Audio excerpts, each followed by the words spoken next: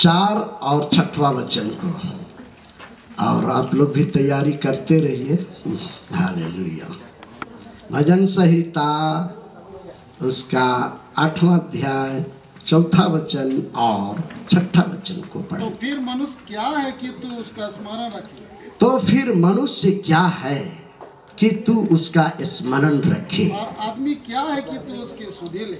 कि आदमी क्या है कि तू उसकी सुधि ले। छोटा, तूने उसे अपने हाथों के कार्यों पर प्रभुता दी है। हालेलुया। 5 को भी पूरा कीजिए तब थोड़ा सा। क्योंकि तूने उसको परमेश्वर ने थोड़ा ही कम बनाया है। क्योंकि तूने उसे परमेश्वर से, बोलिए जोर से हालेलुया। क्योंकि तूने उसे परमेश्वर से थोड़ा ही कम बनाया है और महिमा और प्रताप का मुकुट उसके सिर पर रखा है। और महिमा और प्रताप का मुकुट जो है उस इंसान के ऊपर में रखा है जो हम और आप यहाँ पर बैठे हैं। हम और आप यहाँ पर बैठे हैं। कभी कभी हम लोग इस बात को इतना हीन दृष्टि से ले लेते हैं, अपने को इतना नीचे दर्जा में ले जाते हैं कि जो परमेश्वर हमें हकीकत में बनाया है, हकीकत में हमारा उस पोजीशन को दिया है, उससे हम लोग बहुत नीचे उतर जाते हैं। यहाँ लिखता है कि परमेश्वर से तूने उसे थोड़ा ही कम बनाया है। हम इंसान को परमेश्वर अपने से थोड़ा ही कम बनाया है। और आगे और महिमा और प्रताप का मुकुट उसके सिर पर रखा। और महिमा और प्रताप का मुकुट उसके सिर पर रखा है। और आगे तूने उसे अपने हाथों के कार्यों पर प्रभुता दी है। तूने उसे अपने हाथों के कार्यों पर प्रभुता दी है। तूने उसके पांव तले सब कुछ कर दिया। तूने उसके पांव तले, तूने उसके पांव के तले सब कुछ कर दिया। बोलिए हालेलुया।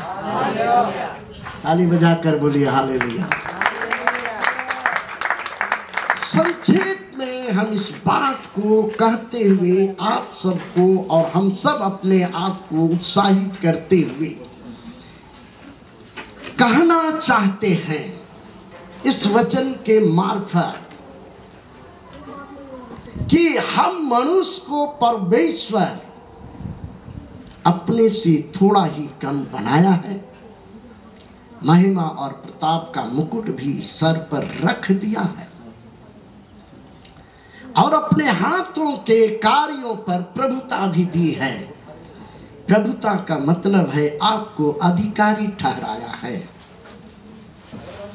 आप एक साधारण नहीं हैं, आप एक अधिकारी के रूप में हैं। साथ ही आपके पांव के तले सब कुछ कर दिया गया है। लिखा हुआ है सब कुछ कर दिया गया। यानी आप बहुत कुछ इस संसार में कर सकते हैं। हालेलुया। जोर से बोलिए हालेलुया। आपके द्वारा परमेश्वर ऐसा आपको उस जगह पर रखा है, बनाया है कि आप बहुत कुछ कर सकते हैं। आपके पांव के नीचे सब कुछ कर दिया गया है। आप एक साधारण व्यक्ति नहीं हैं। आप एक साधारण तौर से अपने को मत लीजिए। अगर आप साधारण तौर से अपने को लेते हैं तो आप उस सृष्टिकर्ता की जो उसका सोच है, जो उसका विचारधारा है, उसके साथ आपका विचारधारा मेल नहीं खाएगा। उसके साथ उसका विचारधारा जो है उसके साथ हम और आप मेल नहीं खाने पाएंगे, क्योंकि हम इंसान को जो है अपने योजना के अनुसार बनाया है, अपने से थोड़ा ही कम बनाया है, अपने हाथों के कार्यों पर प्रभुता दी है और हमारे पांव के तले सब कुछ कर दिया है। पौलुस इस बात को समझ चुका था और इसलिए इस बात को बोला कि जो मुझे सामर्थ देता है उसमें मैं सब कुछ कर सकता हूं।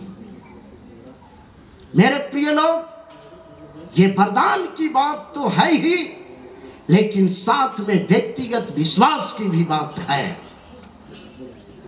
मेरे प्रिय लोग, अगर हम इस बात को लेकर चलते हैं कि हमको तो कुछ वरदान पता ही नहीं चल रहा है और इसलिए अच्छा है कि अपना चुपचाप बैठे रहे।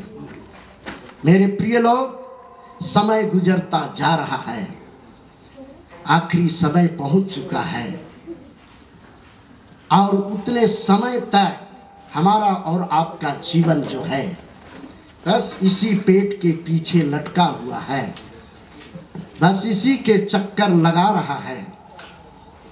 इससे इतिहास बदलने वाला नहीं है। थोड़ा गौर से थोड़ा सुनने का कोशिश करेंगे।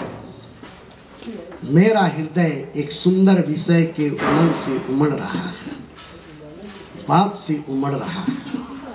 मैं चाहता हूं प्रभु के वचन से ही इस बात से अवगत कराना चाहते हैं कि आप जो इंसान हैं और खासकर प्रभु के साथ चल रहे हैं,